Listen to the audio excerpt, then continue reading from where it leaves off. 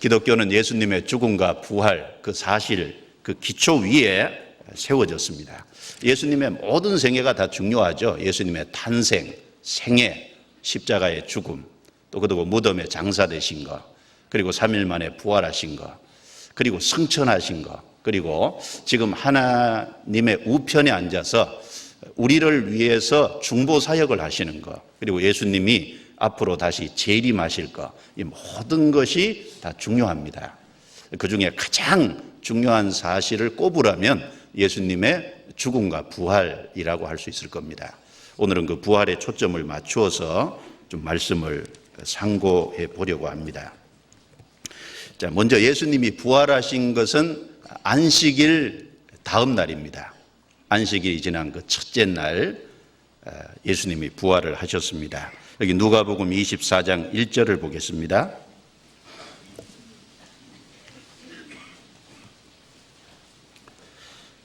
(24장 1절) 같이 읽습니다. 안식 후 첫날 새벽에 여자들이 그 예비한 양품을 가지고 무덤에 가서, 여기 안식 후 첫날, 안식일이 지난 그 바로 그 다음 날 첫째 날입니다.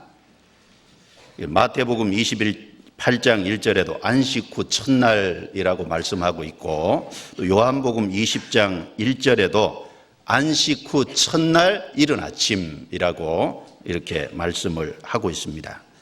예수님은 요일로 말하면 금요일 오전 9시에 십자가에 못 박히셨습니다.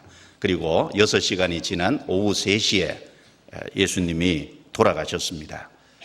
그리고 유대인들이 우리는 안식일에 시체를 십자가에 못 박아 놓지 않는다. 그래서 로마 총독에게 시체를 치워달라고 부탁을 했고, 안식일이 되기 전에 예수님의 시체는 무덤에 들어가서 장사가 됐습니다.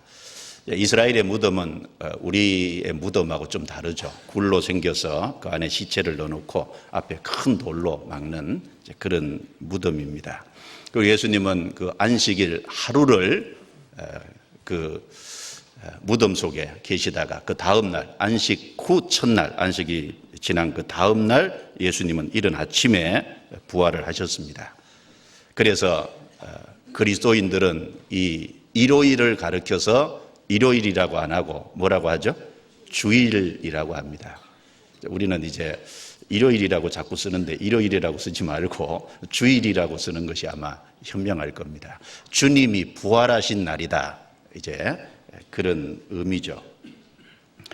그래서 요한계시록 1장 10절에 보면 사도 요한이 반모섬에서 그 주님의 교회 안에서 역사하시는 주님의 모습을 봤는데, 그 언제 봤냐면 주의 날에 내가 성령에 감동하여, 주의 날이라고, 그 주님의 부활하신 날이다. 그러니까 아마 초대교회에 주님이 부활하신 날을 기념해서 주일날 계속 모였던 것 같습니다. 안식 후 다음 날. 그래서 주일은 예수님이 부활하신 것을 기념하는 날입니다. 1년에 무려 52번이나 예수님의 부활이 기념이 되어집니다.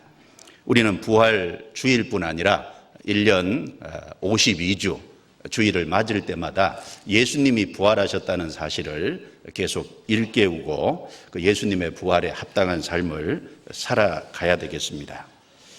예수님은 7째 날 부활하신 게 아니라 8째 날 부활하셨죠.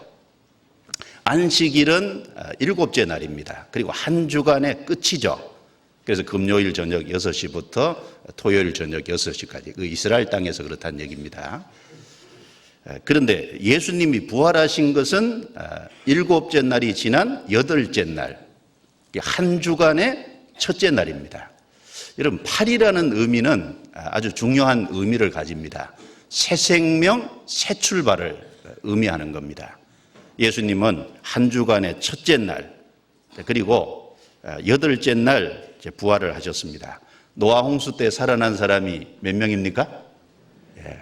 베드로전서 3장 20절에 보면 물로 말미암아 구원을 받은 자가 몇 명뿐이니 겨우 8명이라. 왜 하필 8명일까요? 8은 새 생명, 새 출발을 의미합니다. 그 다 심판이 된 이후에 그 그 방주에 있던 8명이 나와서 인류 역사가 새롭게 시작이 됐습니다. 그리고 레위기 23장에 보면 7절기 중에 오순절도 예수님이 첫째 날 부활하셨기 때문에 오순절도 8째 날, 즉 한 주간의 첫째 날입니다. 안식 후 다음 날 오순절이죠. 오순절은 성령 강림절입니다.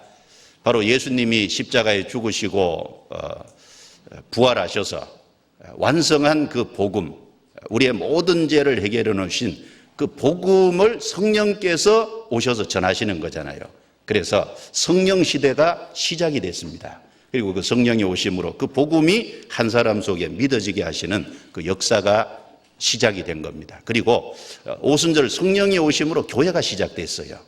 그런 의미도 새 생명, 새 출발을 잘 설명을 하고 있다고 생각합니다. 그리고 그 7절기 중에 마지막 초막절은 7월 15일부터 일주일간 초막절을 지킵니다. 그런데 그 레위기 23장 36절에 보면 7일간 지키고 제8일째도 성회로 모이고 그 거룩한 대회라 그랬습니다. 초막절은 천년왕국의 그림자고, 그리고 8일째 성회로 거룩한 대회로 모이는 그것은 영원한 천국의 그림자입니다. 거기도 8일째입니다. 그리고 할례는 8일째 행했죠. 한 어린아이가 태어나서 8일째 되는 날 사내아이의 고추에 껍질을 벗겨버리는, 그 성경 용어로는 할례, 양피를 베는, 우리 용어로는 포경수술이라 그러죠. 이스라엘 백성들은 하나님의 백성이라고 하는 그 표를 자기 몸에다 둔 거잖아요. 그런데 그 할례는 신약 성경에 구원의 그림자입니다. 그래서 로마서 2장 29절에 보면 할례는 마음에 할지니 의문에 있지 않고 신령한 것이라고 했습니다. 그래서 이제 한 사람이 예수님이 완성하신 것을 받아들이는 것이 구원받는 거잖아요. 그 마음의 할례, 구원을 얘기합니다. 그 할례도 성경에 보면 8일째 받았습니다. 그래서 이 성경의 8이라는 숫자는 새 생명, 새 출발을 의미합니다. 그것을 우리에게 가르쳐주고, 그리고 특별히 예수님이 부활하신 것이 4월달, 봄이라는 것은 아주 의미가 있는 것 같습니다. 봄은 이제 대지에 또 다 죽은 것 같은 나무에 이제 새싹이 나고 만물이 어떤 생동하는, 소생하는 그런 계절이지 않습니까? 바로 예수님께서 죽으시고 부활하셔서 완성하신 그 복음을 우리 영혼 속에 깨닫게 하심으로 우리 영혼에 새 생명을 주고 새 출발을 하게 하는, 그리고 이 봄은 영어로 스프링이라 그러죠. 용수철이 아주 튀어오르는 것처럼 우리에게 어떤 새로운 힘과 새로운 용기와 새로운 활력을 주는 그런 것을 의미를 한다고 되어지니까, 특별히 이제 봄에 부활하셨다는 것은 아주 더 의미가 있고 우리에게 시사하는 바가 크다고 생각합니다.